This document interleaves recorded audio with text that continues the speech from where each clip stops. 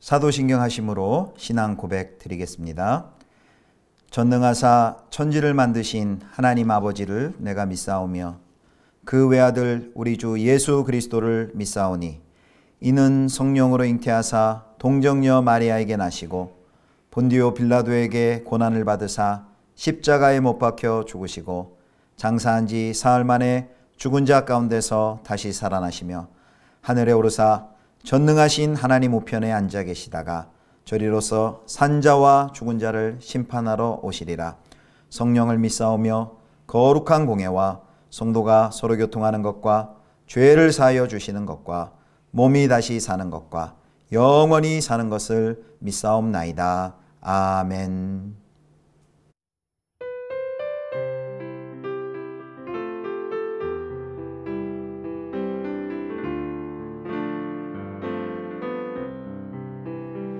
예수를 나의 구주 삼고 성령과 피로써 거듭나니 이 세상에서 내 영혼이 하늘의 영광 누리도다.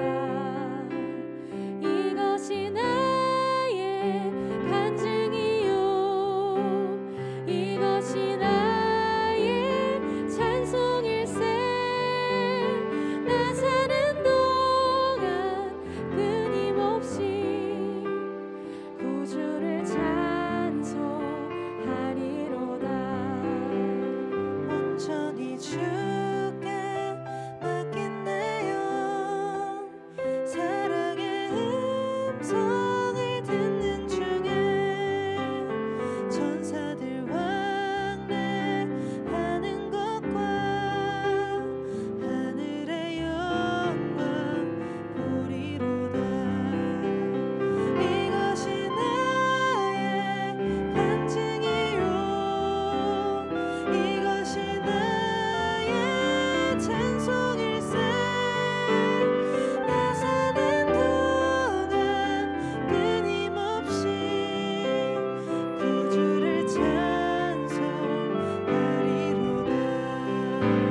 주 안에 기쁨 누림으로 마음의 풍랑이 찬찬하니 세상과 나는 간 곳 없고 구속한 주만 보이도다. 이것이 나의 간증이요 이것이 나의 찬송일세. 나 사는 동안 끊임없이 구주를 찬송하리로다. 이것이 나의 간증이요 이것이 나의 찬송일세. 나 사는 동안 끊임없이 구주를 찬송하리로다.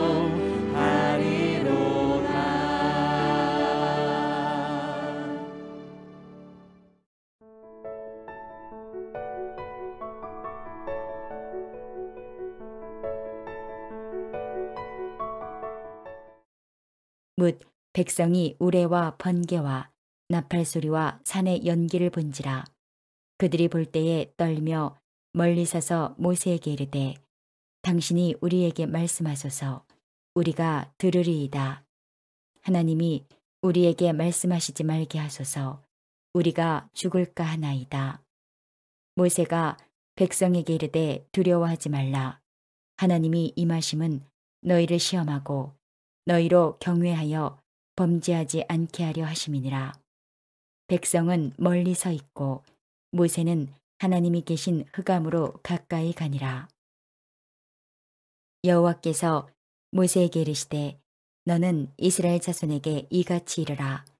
내가 하늘로부터 너희에게 말하는 것을 너희 스스로 보았으니 너희는 나를 비껴서 은으로나 금으로나 너희를 위하여 신상을 만들지 말고 내게 토단을 쌓고 그 위에 내 양과 소로 내 번제와 화목제를 드리라.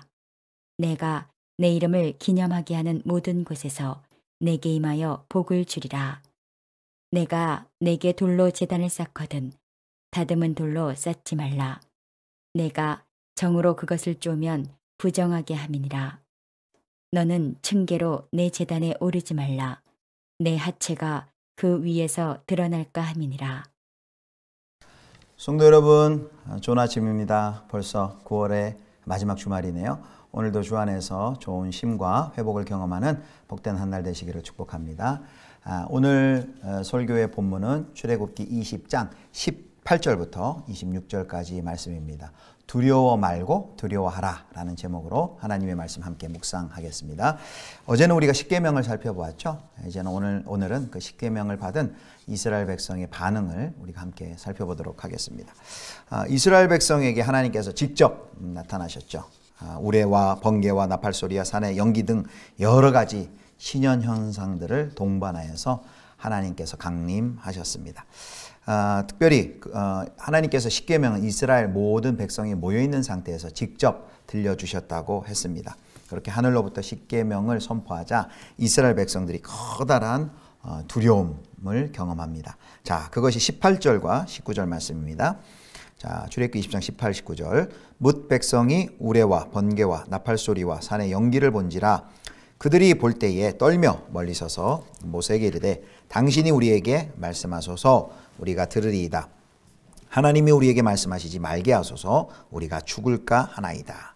이들이 너무나 두려워서 그들의 지도자인 모세에게 무엇을 요청합니까? 하나님이 직접 말씀하시지 않고 모세 당신을 통해 우리에게 좀 계시해 주십시오. 말씀해 주십시오.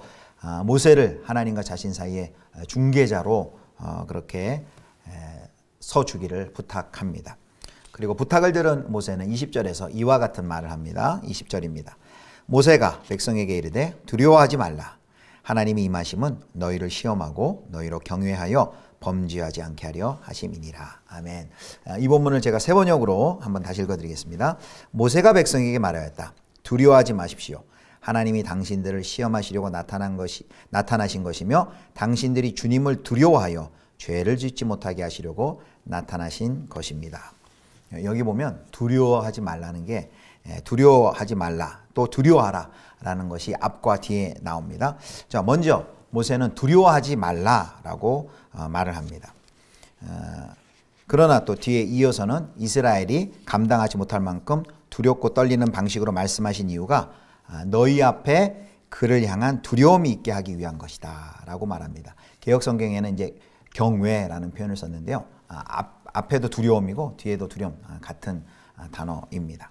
그러니까 앞과 뒤가 언뜻 보면 모순되죠. 앞에서는 두려워하지 말아라 라고 해놓고는 뒤에서는 또 두려워하라 라고 말하니까 이 둘이 상호 모순되는 것처럼 보입니다. 그런데요, 바로 이 두 가지 요소를 두려워하지 말고 두려워하는 것, 이것을 잘 이 신비스러운 결합이야말로 진정으로 하나님과의 관계를 바르게 맺는 방편입니다. 자, 먼저 두려워하지 말라고 했습니다. 모세는 두려워하지 말라고 했습니다.